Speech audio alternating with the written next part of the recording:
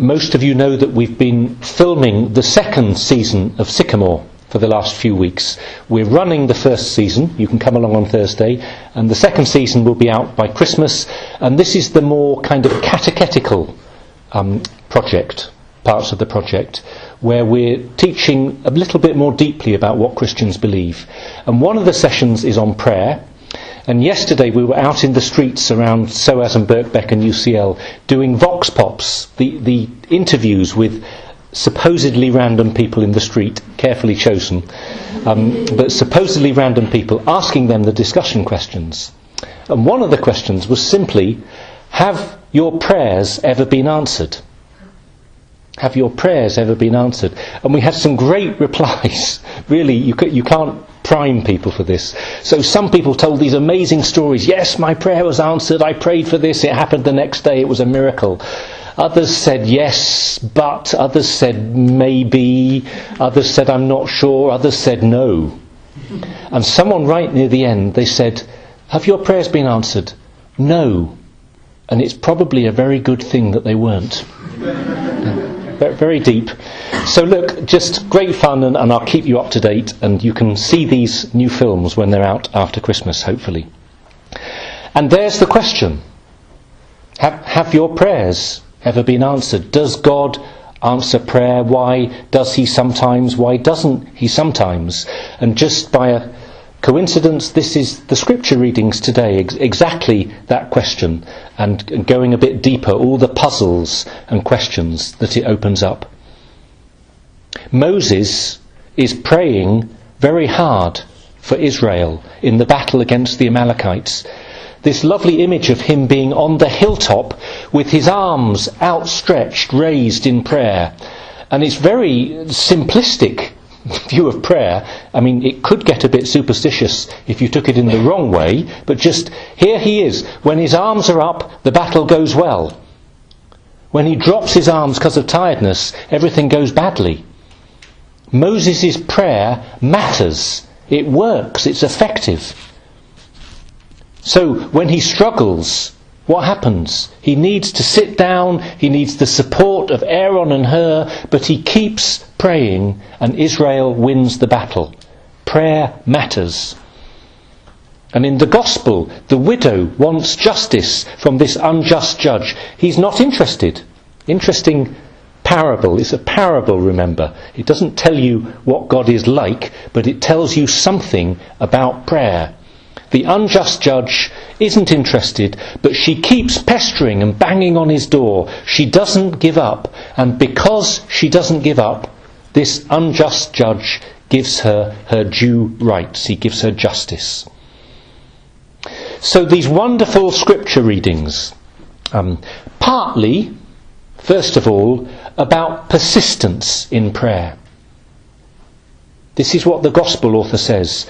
Jesus told a parable about persevering, about never giving up, about never losing heart. Because often we do give up. We give up in prayer. We lose heart. There are so many reasons. Sometimes because our prayers aren't answered. Sometimes because of our suffering, or especially the suffering of people we love, and we feel angry with God and aggrieved and confused, as if he is unjust. He's not, but we feel that. Sometimes it's just boredom, or it's busyness, or it's darkness. A very common experience is the joy of prayer at the beginning. Maybe we have a little conversion as a young adult and we discover prayer. I remember this. But then after a few weeks or months, it starts to fade a little bit, or even disappear, the joy. And we don't know how to make sense of this experience of something that seems so beautiful and wonderful, and now it seems very dry and boring. What's happened? Has God disappeared? Am I doing something wrong? Many other reasons, but just we've all been there, a feeling of losing heart and of just either radically wanting to give up or just prayer drifting away. And the message of the gospel parable and of the Moses story is simply, don't give up. Don't give up. Whatever the reason, and there might be 100, and I could go through each one of them and I could do the theology of why it's not a good reason, possibly, but just whatever the reason, Jesus and Moses undercut that, as it were, and say, whatever is going on, don't give up. Don't lose heart. And just use a little bit of logic. Yes, God is as real today as he was yesterday or a year ago when your prayer was going well. He hasn't changed. Prayer is just as important as it was yesterday or a year ago or 10 years ago. It's just as important for me as it is for everyone else around me and for all the great saints who have known the meaning of prayer. Don't give up. Don't lose heart. We need the virtue here of perseverance and a little bit of courage and gritty determination. He loves you, the Lord. He hasn't forgotten you. These kind of demons that play in our mind. God has forgotten me. He doesn't care. He's not interested. God has not forgotten you. He loves you. He doesn't love you any less just because things haven't worked out yet in exactly the way that you want them. Don't give up. I was going to say 3 words. What's don't? Does that count as 1 or 2 words? Do not give up. 4 words. Okay. Easy message.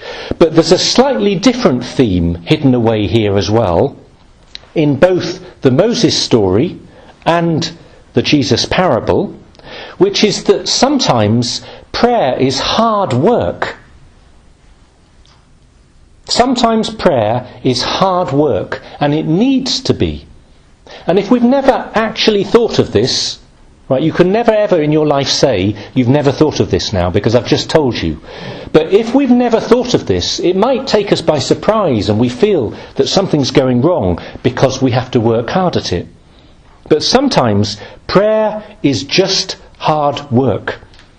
The effort of this widow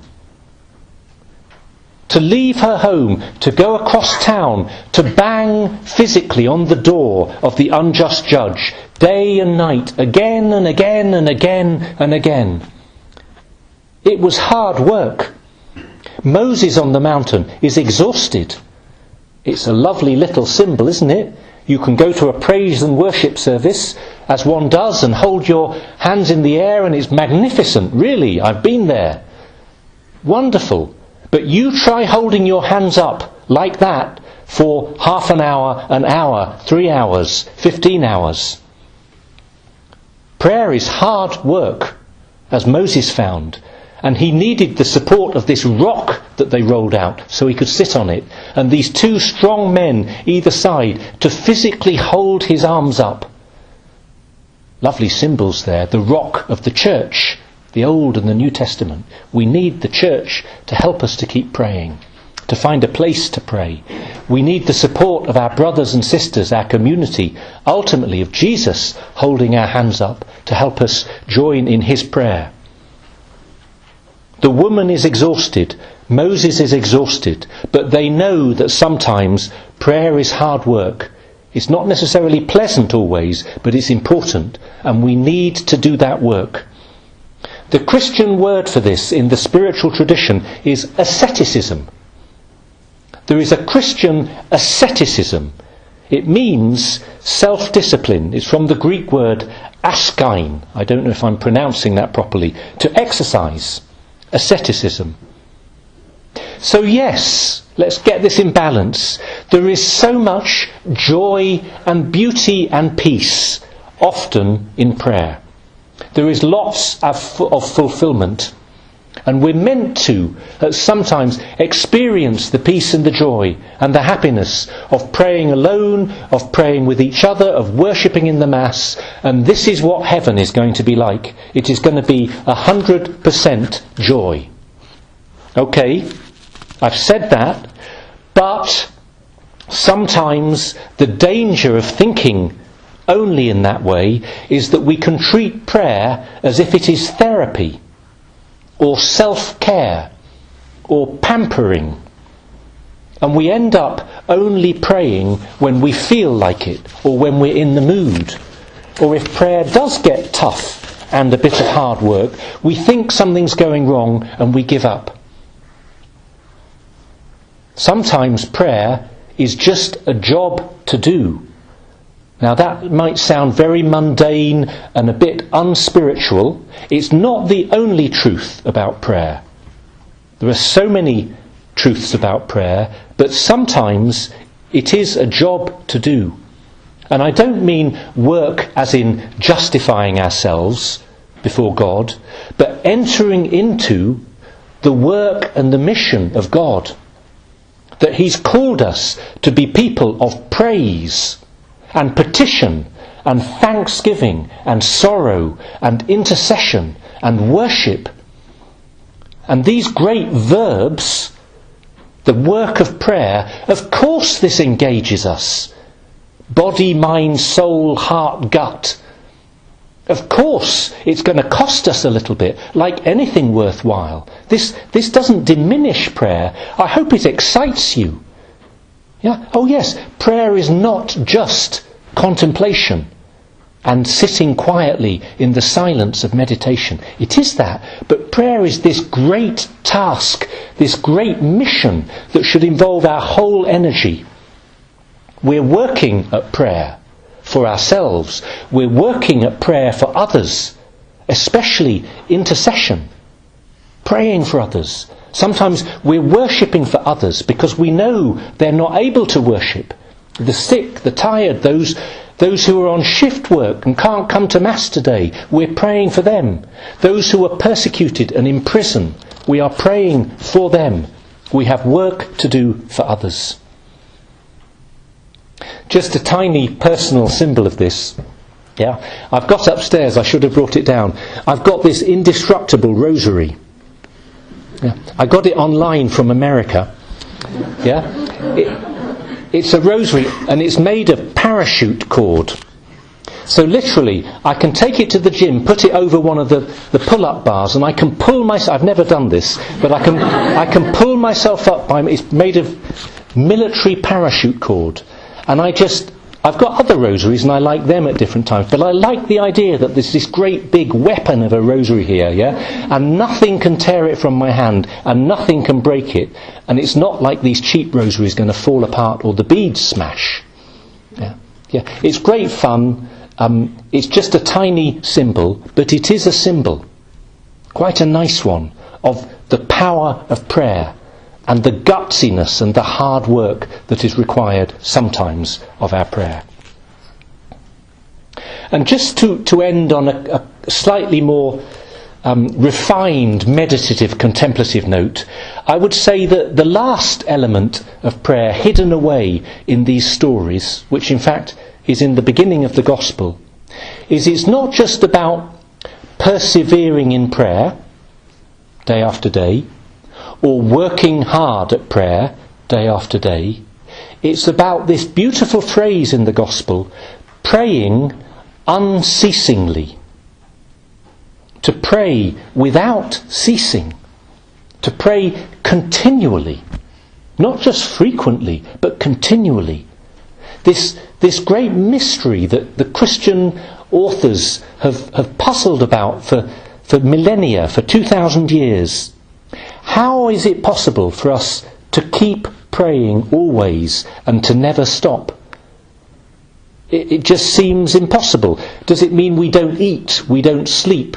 I know I can't talk to you on the phone now, I'm praying. I've got to crash out of my exams because Jesus told me to pray continually. I can't function, basically, because I just read the Gospel and I want to take it seriously, and Jesus says never stop praying. Well, the answer is, in the tradition, this is about not necessarily orally or even mentally praying words all the time, but it's about living in the presence of God. Lovely phrase in St. Theophane the Recluse, the remembrance of God. Holding within us the remembrance of God. A kind of inner awareness that He is with us and we are with Him. Just like you can be sitting in the chapel or sitting in the library and aware of someone's presence next door to you, in the next desk, and then you forget, and then you kind of remember, oh yes, there's someone next to me, and you get on with your work or your prayer or your conversation, but you know that someone is there with you, and it changes something in your heart, in your attitude. The remembrance of God is called in another tradition recollection, where however busy we are with life, however dispersed and diffused our senses are, our activity is, we are nevertheless recollected, centred. I am me, and God is God, and He is with me, and I am with Him. And that is part of what it means to pray without ceasing. And what a gift it is to have that sense of God's presence and the reassurance and the love that He gives us and the peace of heart, so that even within the ups and downs and the turmoil, and even as it were when I'm not praying, I am. I'm with God and He is with me.